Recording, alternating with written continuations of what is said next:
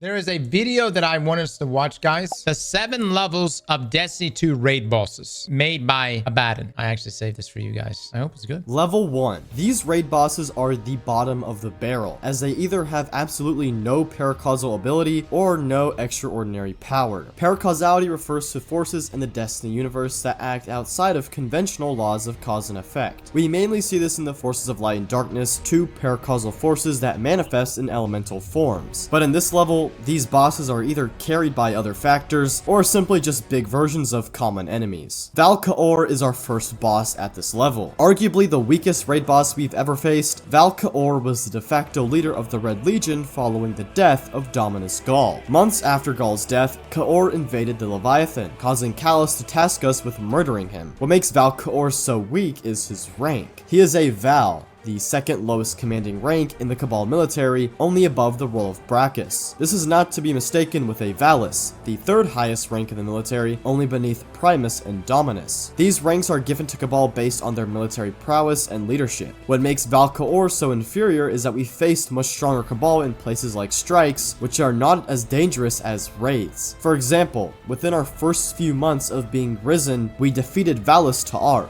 He was infamous for conquering major territory in the Martian Cabal exclusion zone, even taking over the city of Freehold. Ta'ark was equipped with a heavy slug launcher and helmed his operations on board the Cerberus Vey 3, his Imperial land tank, and commanded the Siege Dancers. Or take Valus Gaorn, a Colossus of the Skyburners. Hold on. Valus Ta'ark. Wasn't this the same boss that we would sit behind crates and shoot, and he would melt you instantly? At least back in the day. Like way back in the day. Oh my God. So back in D1, this guy, I mean, he would, the strikes back then, I mean, they would hurt. Nightfalls back then would hurt, dude. The only way we could beat him, at least early on in the game, is there was these boxes that you would get behind, and there would be a tiny crack, and you could shoot through the crack. Occasionally, you would still get melted, and your teammate could pick you back up. But you would just sit there and hide, and it would take forever to kill him. Brother was a menace. Straight up, he's like stronger than Witness at that time. 3. His Imperial land tank, and commanded the Siege Dancers. Or take Valus Gaorn, a Colossus of the Skyburners that we face on board the Dreadnought during our hunt for the Shield Brothers. Or even take Primus Calog,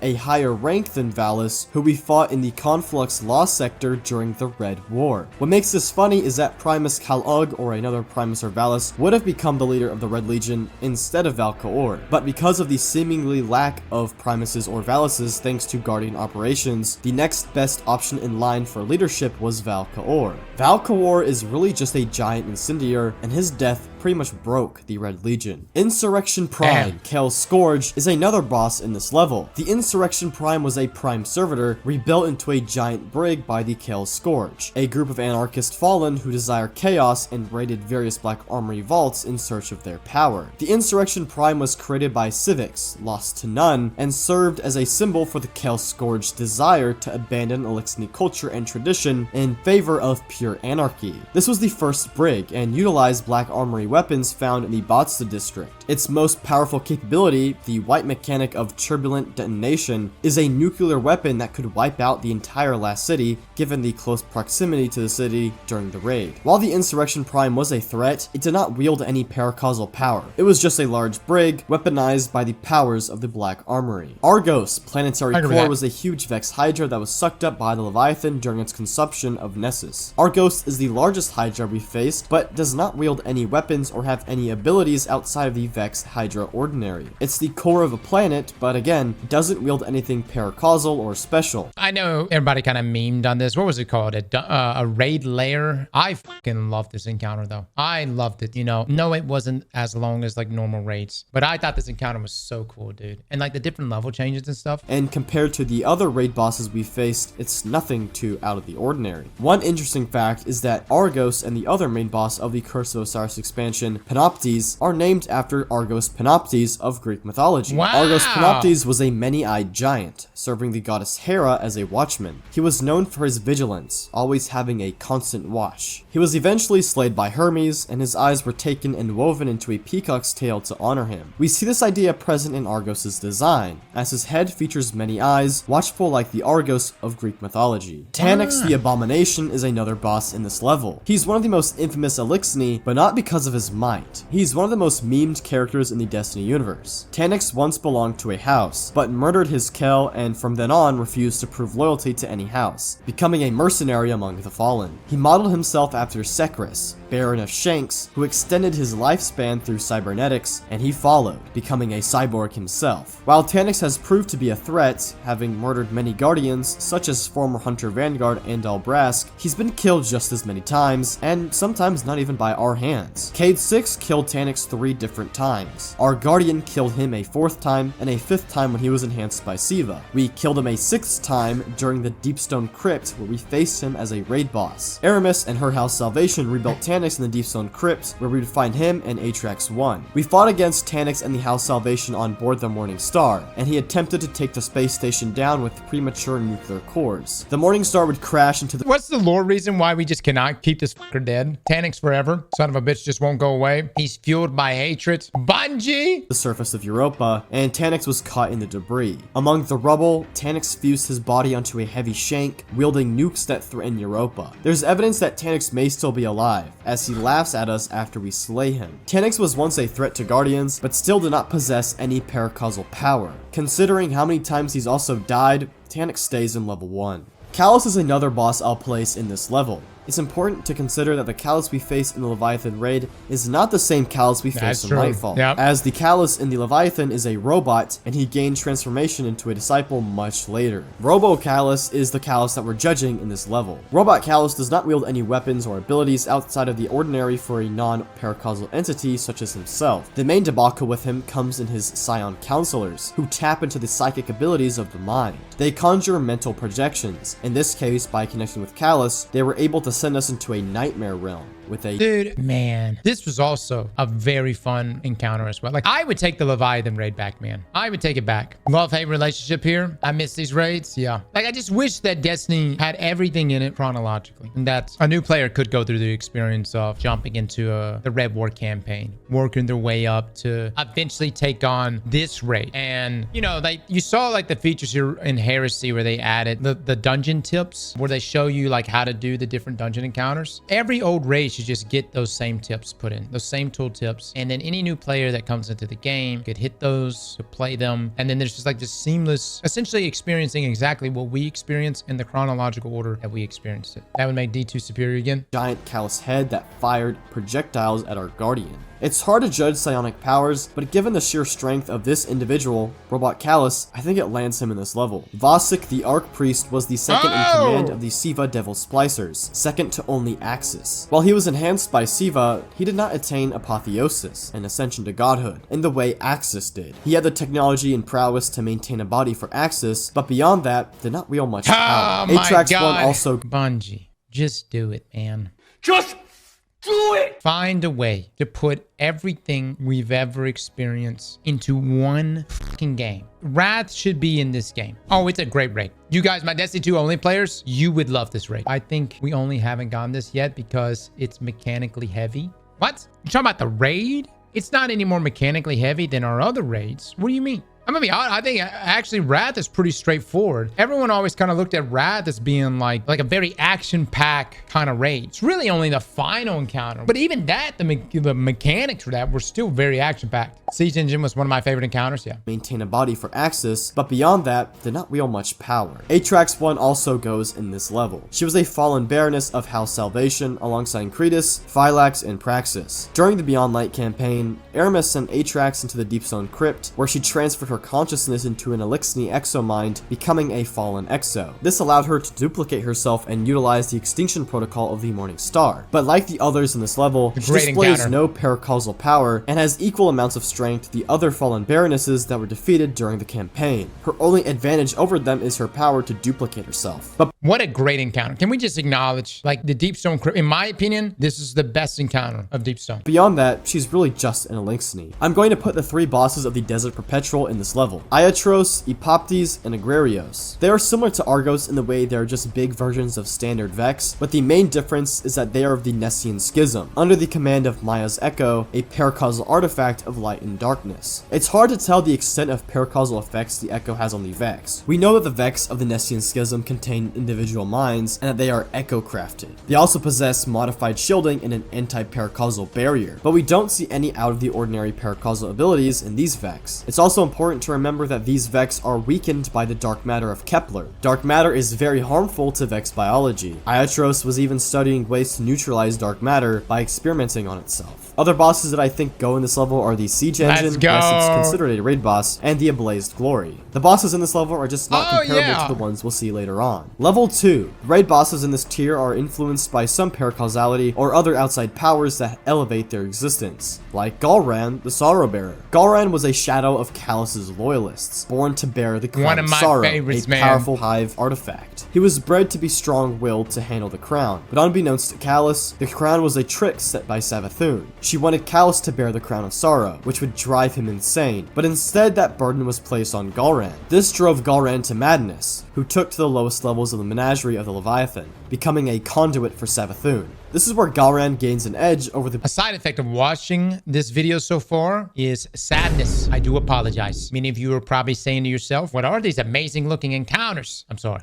Savathun influenced Galran, using him as a vessel to command the hive. However, the power funneled into Galran is only but a fraction of Savathun's power. The extent of her hive magic manifests in abilities regarding deception, which we see in the various deceptions of Galran. He's given a very small degree of paracausal power. Axis, Archon Prime, was the leader of the Devil Splicers, worshipped as a god. The Devil Splicers were a sect of the House of Devils that saw Siva as a way to enhance their biology and attain apotheosis. Axis ascended into godhood, becoming interwoven with Siva. The Devil Splicers would gather Siva offerings and present them to Axis within the Perfection Complex. They wanted every elixir to become enhanced and changed by Siva. His command over Siva proved him to be one of the most powerful Fallen to ever live, and this power is what places him in this level. While Siva is not a paracausal ability, a technology instead, it was something immensely powerful that Axis was the god of, but he was broken in the end at our hands. The Caretaker of Rolk's Sunken Pyramid is placed within this level. It is a scorn abomination, subject of many experiments, and once hosted a worm. The Caretaker was tasked with overseeing worm spawn and other trinkets belonging to Rolk. The Caretaker was also the overseer of experiments involving the fusion of scorn and worms. It is empowered by darkness-based resonant technology, as seen in the resonance drones it produces. This gives the Caretaker an edge over the other level, as well. It's also why we wish we could get a subclass that was like a resonant subclass. And also, Caretaker absolutely fucked so many fire teams. During Val, I would argue and say most teams, if you got stopped on Val, it's because of Caretaker. It is not paracausal in nature. The resonance technology it bears is powerful. The Consecrated Mind, Soul Inherent, was a Vex Harpy mind of the Soul Divisive that we fight in the Garden of Salvation. The Consecrated Mind and the Sanctified Mind were exposed to darkness in the form of the Pyramid Skull, which is why this mind is in this level. It has some level of connection to the darkness, but the Consecrated Mind served to consecrate the Sanctified Mind, to make it sacred. Remember, the Soul Divisive are the faction of Vex that worship the darkness and the Witness, and these in particular got exposed to the darkness. But because the Consecrated Mind was not exposed to the darkness in the way the Sanctified Mind was, it is going in level 2. Zoark, Explicator of Planets, was an overseer of the collection of planets conquered by the Black Fleet.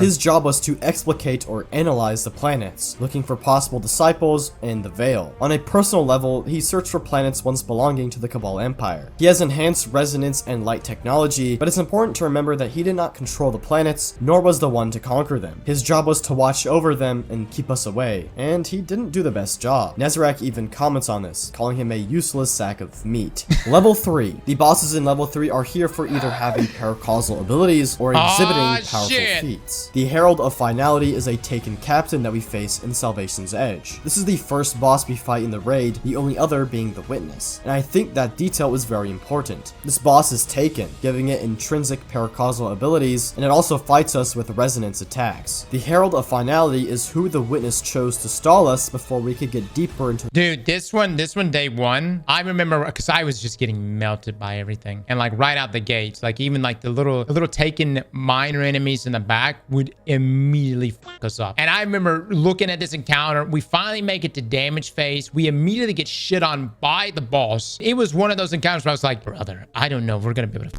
like, I think this is our caretaker moment. Like, I don't know if we're gonna be able to do this one. Pain in the ass day one. Yeah. Which is exactly why I was so happy that the third encounter after this one was free, because we needed that small break. And then everybody got to Verity and got fucked. But still, this is still an extremely challenging encounter. The Monolith, and it is the only champion it chose to fight us in the raid. While there's not much lore about this boss, that detail is very important. This is who the witness chose to be the herald of the final shape. So because of that, this boss at the very least is in this level. Iryut, the Death Singer, is a hive wizard we fight in Crota's End. She's encountered in the final chamber of the raid in level the Oversoul 3, throne. alright. Iryut sang the death song, a dirge that would kill and destroy all who heard it except for the singer. Tolan the Shattered once speculated that the Death Singer weaves himself into the song to avoid death. Iryut and Toland had a conversation once, which resulted in Toland's body being destroyed, but the transcendence of his existence into the Ascendant Plane. Iryut's Dark Liturgy also killed legendary warlock Ariana III. The King's Fall bosses, save for Oryx, are all in this level, as they are of equal power. Every boss in King's Fall directly ties to Oryx in a chain through the sword logic. Each boss we kill is another step in the chain, eventually leading to Oryx himself. And all these bosses are very strong on their own, but they do not compare to the levels above this, so this is why they're here. The War Priest is a powerful Ascendant Hive within the Court of Oryx. Ascendant Hive are those who have a special prowess, gaining access to throne worlds through sword logic. Quote, an Ascendant will be those among the Hive who gather enough tribute to enter the Netherworld. They will pay a tithe to those above them. Some Ascendant Hive possess Oversouls, constructs that allow the individual to separate their souls from their physical bodies. Hive lore is the best in the game. I think you guys, like when we look at Vex or the Fallen or the Cabal, things there just get a little jank. You know what I mean? Hive lore is truly the best. And hide them in the Oversoul, allowing them to survive death. Oversouls can be used for both defensive capabilities and as weapons. We see this in Oryx, who made the Dreadnought into his Oversoul, and was able to use its Death Impulse to destroy the Awoken Armada during the Battle of Saturn. The War Priest himself wielded an Oversoul in the form of the Oculus. This is the weapon that fires at us during his damage phase, and will kill you if you stand in the blast. Crota was the one who taught the War Priest how to create such a thing. The War Priest was first mentioned in the Books of Sorrow, having served in the destruction of the world Tai Shebethi during the conflict known as the Golden Amputation. He was faithful to Oryx and the sword logic, tithing so that one day Oryx may no longer need to gain sustenance and can instead focus his power to leading the Hive to the final shape. Golgoroth is the next boss we face on the road to Oryx. He was an Ascendant Ogre created by Zol with the intention to consume Oryx. Oryx saw through the scheme, and the worm god Aer formed a new shape for the Hive, giving him the name Golgoroth. When Oryx created the Tablets of Ruin, he placed one within a chest of Golgoroth. The beast served as both a vessel for the tablet and a tithe to Oryx. Iranuk and Irhalak are the Death Singer daughters of the Taken King. The two were born from one larva, split in half by Oryx's Willbreaker. Irhalak and Iranuk were the creators of the Oversoul, finding that, quote, if we hide our deaths from ourselves, we become harder to kill. Crota was sent to watch over his sisters, but instead he wanted to learn their secrets. He wanted to experiment with a wound in the way his sisters did the Oversoul. He tore space with his sword, creating a gateway for the Vex to invade Oryx's throne world. Iranuk and Irhalak fought against the Vex, creating an— That's when Crota got disowned. Can we just acknowledge, though, that King's Fall was absolutely stacked? Man, I love King's Fall. Like, the whole raid start to finish. Absolutely stacked. Bro experimented on his sisters. Whoa, it ain't like that, all right? Look, Crota went through a lot. You know what I mean? He just wanted to make Dad proud. And let's just be frank. Oryx should have just played more ball with him. You know what I mean? Should have just went out there in the yard every now and then in the middle of all his sword logic bullshit and just threw a ball with the guy every now and then. Would have made him feel special. Annihilator Totem to destroy the machines. Iranuk and Irhalak built the weaponry and internal systems for the Dreadnought. The bosses of Last Wish are in this level, except for Riven, as they all are similar in power. Kali the Corrupted and Shirochi were both Awoken Techians, taken by Oryx. The two Techians, along with Sadia, prepared for the coming war against the Taken King when he first made his way into the solar system. They found that the confrontation confrontation would push Marsov into godhood. As part of the plan, they built a gateway into Marsov's throne world in the Blind Well. During the Battle of Saturn, Shuro-Chi and Kali commanded powerful weapons known as Harbingers, and set them to attack the Dreadnought. The Harbingers are entities that the awoken Techeuns use as super weapons. The Harbingers barely did any damage to the Dreadnought, causing Oryx to unleash a death impulse that tore apart the awoken fleet. The Techeuns attempted to escape through a Self Gate, but it was open long enough for Oryx's essence from the blast to invade the Dreaming City. This allowed Oryx to take Shuro-Chi and Kali, as well as Riven. As taken Techeuns, Shuro-Chi and Kali are powerful warriors that land them in this level. Morgeth. Dude, Oryx is such a beast, man. You know what I'm saying? He's not just all muscle, all power, but he's making some 4D chess moves out here. You know what I'm saying? No, dude, he's strategic. He's him. I really wish we didn't kill Oryx. I wish he didn't die. I wish we could have had him around more. The Risen King. Oh my God. The Spire Keeper is the other boss from Last Wish. He is a large, powerful Taken Ogre, serving as a guard of the Keep of Voices and of Riven. Throughout the fight, Morgeth will grow in Taken strength. Not much is known about Morgeth outside of this, but given his place in this fight, his Taken abilities, and the fact that he was guarding the Dreaming City's most kept secrets, Morgeth is in the 3rd level. The Templar is an Axis Mind that is very unique, serving as a guard of the depths of the Vault of Glass. The Templar commanded the Oracles, sentient calculations that can manipulate time. The Oracles are clairvoyant, having the ability to foresee time that is to come, and the Templar has the power to match the Oracle's design. Quote, the power of the Vault flows through the Templar. It will take something extraordinary to shatter its shield. This one is tough to rank, as while the Templar is not paracausal in the way the others in this level are, the Templar is unique in its ability to command time in a way the other bosses can't. But it couldn't stop a damn solar grenade from pushing him the hell off. I'm just saying.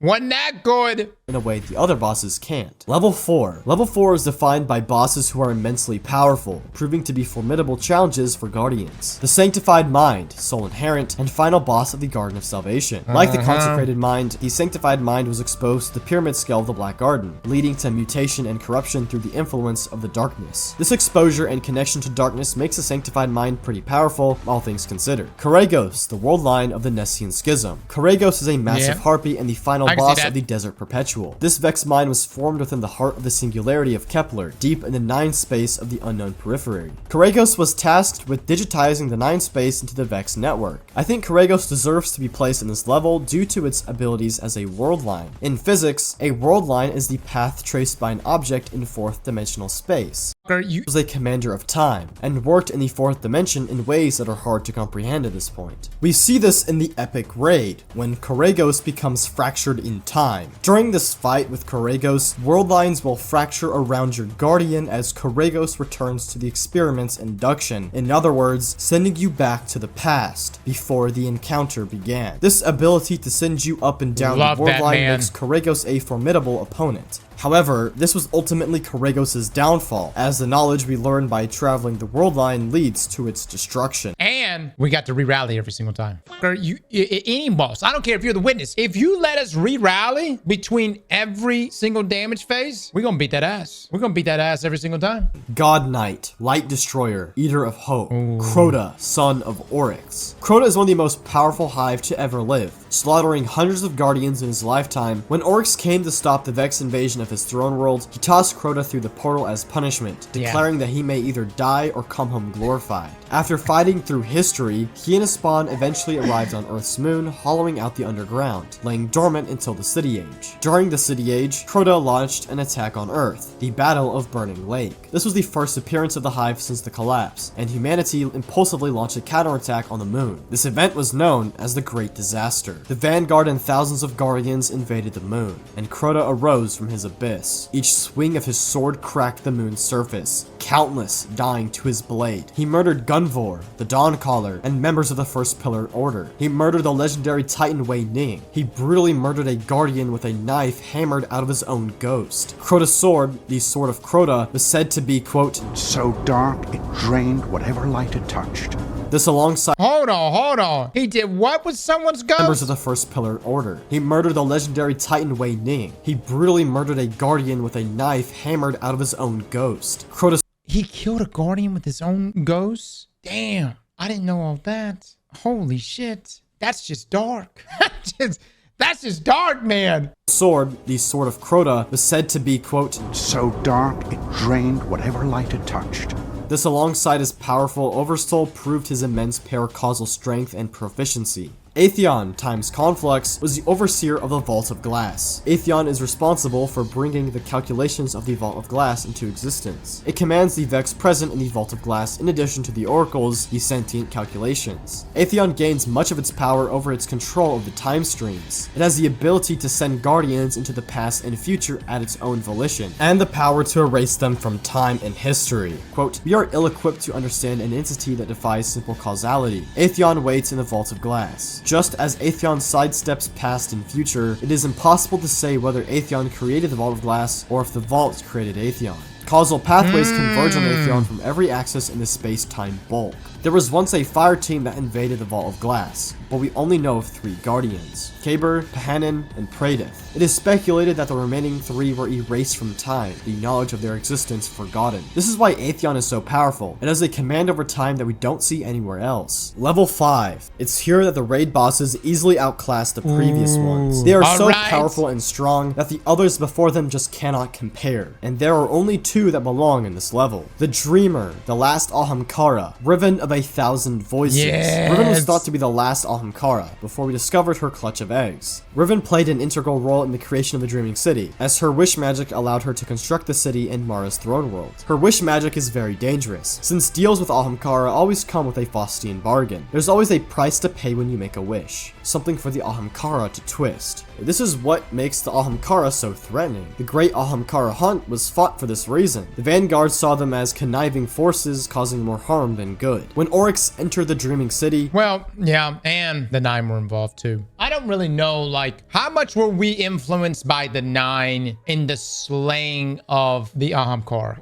What kind of bargain? I'll give you an example. This is the kind of deal that you would make with an Ahamkara. You would say, hey, I want a 3-foot dick. Ahamkara say, sure, but then you can never get hard again. Kind of pointless there. You know what I'm saying? I'm just saying, that's like a rough take on what deals are like with Ahamkara. You can extrapolate that and apply it to Destiny terms. You know what I'm saying? Even with Blue Chew, even with Blue Chew. he also attempted to take Riven. Riven tried to bargain with the Taken King, telling Oryx, quote, I never made a bargain with a king. I would like to try it. I tell him to take whatever he wishes, as long as he wishes. The two laugh together, with Riven becoming taken, but the wish allowing her to preserve her free will, an anomaly among the Taken. Riven being both Ahamkara and Taken makes her immensely powerful, and is what places her in this level. The Osmium King, Lord. Dude, that's so dope. And I can just see fucking Oryx and Riven have this conversation. Destiny needs a TV series. The 9 are stronger than Riven because of their time manipulation. Dude, 3 got bodied by Maya. All right, how strong can they be? You know what I'm saying? Skill issue. The 9 have odd powers, but they're not all powerful. Yeah.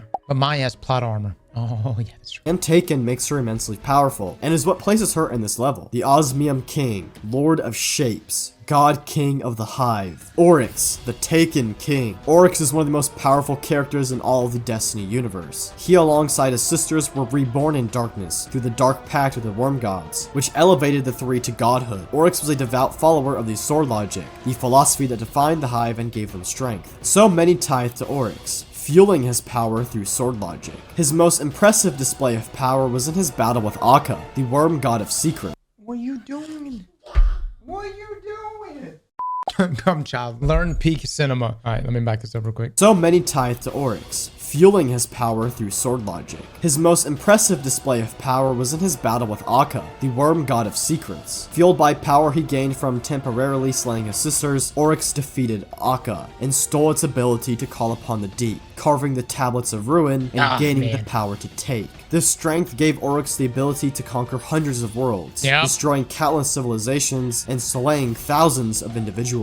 His power to take bent the will of his foes, bringing them to his army. Using the corpse of Akka, Oryx built the Dreadnought, empowered by his Oversoul. Do you realize how much of a beast Oryx was, guys? I feel like I want to build a shrine to Oryx at the fucking tower. I know he's the bad guy, all right? I know he's an enemy, but hot damn it, the man deserves a statue. Oryx gonna riz everyone in the Tower Cross. He would eventually face us in his ascendant form. He was only defeated by our Guardian and their fire team when we had taken out the most powerful members of his court, who were tithing to the Taken King. We used Oryx's captured light against him during our battle, allowing us to slay the Taken King once and for all, ending his reign. Level 6. While Oryx and Riven are immensely powerful, they still are outclassed by the two in this level. The purest light, the darkest hour, the whispering nightmare, Nezarec, final god of pain. Nezarec is an ancient cosmic demon who has brought terror to countless worlds, feeding on their fear. Many religions and cults have worshipped Nezarec throughout history, such as the Scions and pre-Golden Age humanity. Nezarec was a disciple of the Witness, having a command over the darkness power of nightmares, and possessing— Okay, understand this is from a lore perspective, not necessarily an encounter perspective. Yes, Nezarec had difficulties going up steps or reaching you at certain points on the map. He had difficulties in those aspects, but from a lore perspective, you see where I'm coming from? powerful psionic abilities. Nezarec wove these nightmares into the fabric of his pyramid that sits dormant beneath the moon. During the invasion of the solar system during the collapse, he was betrayed by Savathun, who stole the veil and conjured a curse on his body. Pirate Fallen eventually cut a part of his corpse, leaving only his head on board the Witness's pyramid. Hundreds of years later, when the Witness invaded Sol once more, the Traveler shot a light terraforming beam at its pyramid, accidentally reviving Nezarec, giving him new paracausal powers. It was in this state that we fight Nezarec, a being infused with both immense powers of light and darkness. He was already such a nightmarish and powerful deity before this. We only managed to defeat him in the Root of Nightmares, as our fight was the first time he was actually able to use his new body. Right as we get to the boss fight, he breaks out of his tomb, the first time he was ever able to move in this new body. There's no telling how powerful Nezarec could truly be if he was given just more time. And even after death, Nezarec whispers to us, My memory will never extinguish in your calmest moments, your deepest slumber. You will remember me, Guardian. we know that he has died Kind of feel bad for the guy. I mean, he finally gets revived and is immediately jumped by 6 people. You know what I'm coming from? Like, he's been beheaded, dead, gets revived, and then just gets jumped. He'll be remembered as the weakest raid. He is still alive in Nightmares. There's a non-zero chance he comes back. at least 4 times before. Drifter once visited the 4th tomb of Nezarec. Nezarec can never— Let me actually back that up. Hold on, more lore. We know that he has died at least 4 times before. Drifter once visited the 4th tomb of Nezarec. Nezarec can never be truly defeated, as he is the embodiment of an idea. For these reasons, Nezarec is a threat that we can never truly defeat, and a foe that shall always linger. A living idea. Subjugator, disciple of the dark. Wormfather, Rolk, disciple of the Witness. Rolk was the first disciple of the Witness, and one of the most powerful paracausal wielders to ever live. He was a master of darkness, second to only the Witness. Rolk hails from the planet Lubre, and was groomed by the Witness to destroy his civilization. In his earliest days, powered by darkness, Rolk destroyed the sapphiric sun of his civilization, cracking Lubre, leading to the extinction of the Lubrian species. This was just the start for Rolk. The Witness tasked Rolk with subjugating the worm gods of Fundament, so he delved into the depths of the planet and had an altercation with the Leviathan. The Leviathan, a large aquatic beast and disciple of the Traveler and guard of the worm gods, was crippled by Rolk, who extracted one of its ribs. Rolk then brought the Witness's philosophy to the worm gods. Rolk was known as the subjugator of the worm god. You realize how much of a badass you are to have pieces of enemies you have fucked up. You know what I mean? And just hanging around your ship. He's like, welcome to my crib. Oh yeah, that guy took his rib. Yep. There's his dick too. Yeah, took that guy's head.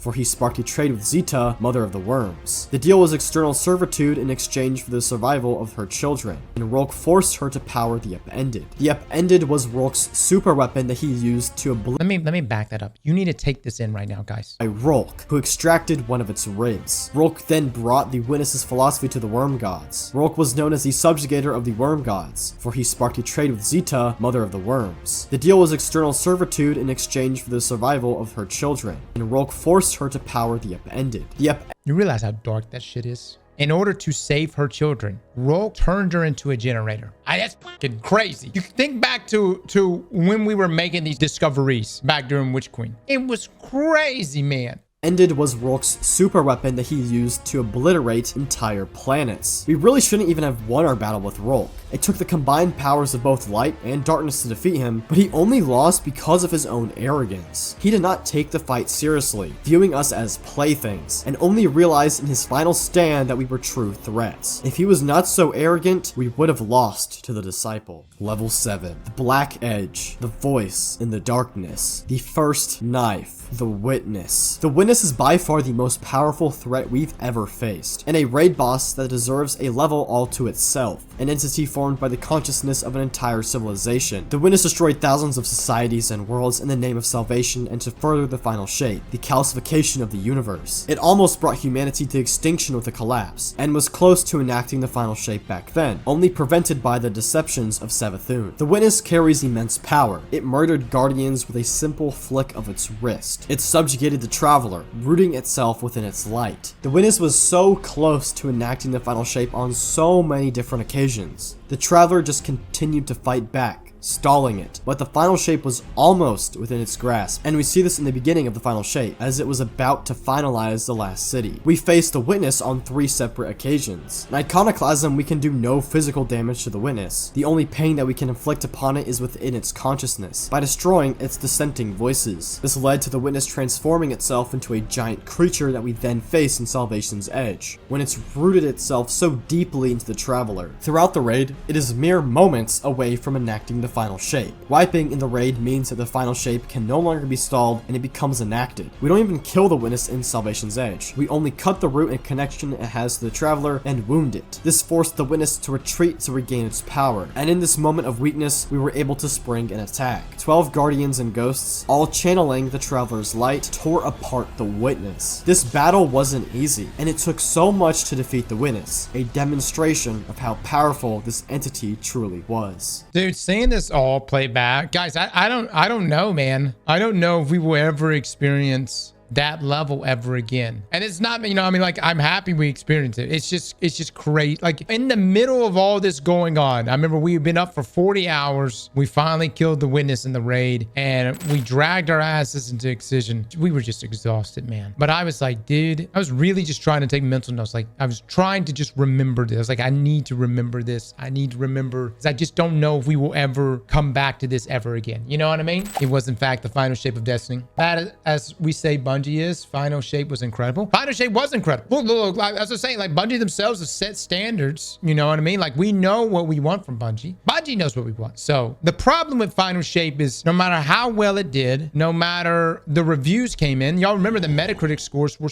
the highest it had ever been for Destiny. A month later, they fucking laid off a bunch of people. And that's what sucks, dude, because it was a ball and ass expansion. And like, look, the way game development goes, all right, yeah, you'll have moments where you make a ton of money, and then you'll have moments where you have to work, have to pull it all together. You can't just lay everybody off. Who's going to do the work? You know, that's when you want to reload, man. Hit it again. Thank you for watching this video. Great and video, thank you, man. channel members, for making this possible. I hope you enjoyed this video, and if you'd like to see more in this style, please comment down below. And if you'd like to watch another, click the video on screen right now.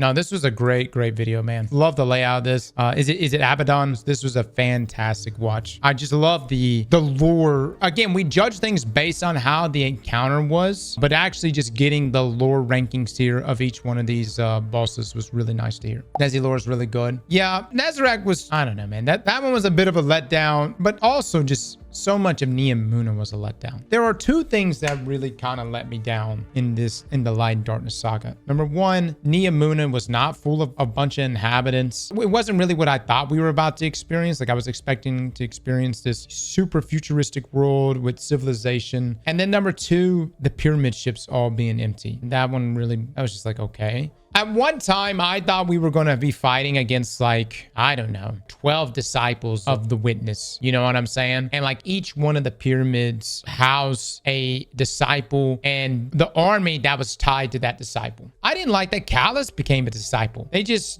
just like, we need a disciple. We need something. We need a big bad for the Lightfall campaign. Let's make Callus a disciple. I kind of liked it for a long time that Callus was kind of rejected. Like, for the longest time, the Witness was just like, we'll call you if we need you. You know, you can have a seat at the table, just not too close to me. You know what I'm saying? You could sit at the other table. We got, you know what I mean? You can be there at the end, just not there next to me. And I really like that. But then all of a sudden, Callus gets made a disciple. I don't think Nezarec should have been a dungeon boss, though less. Nezarec is too big of a deal to not have been a raid boss. Callus was wasted potential. Callus should not have died as a generic berserker. Maybe, but dude, Callus was never a fighter, guys. You know, he was good at politics. He was an artist. He was eccentric. He was no Gaul. He was no Gaul. If anyone was done dirty in all of Destiny, in my opinion, Gaul was. He should have been a raid boss. I mean, the man grew up in the pits, brother.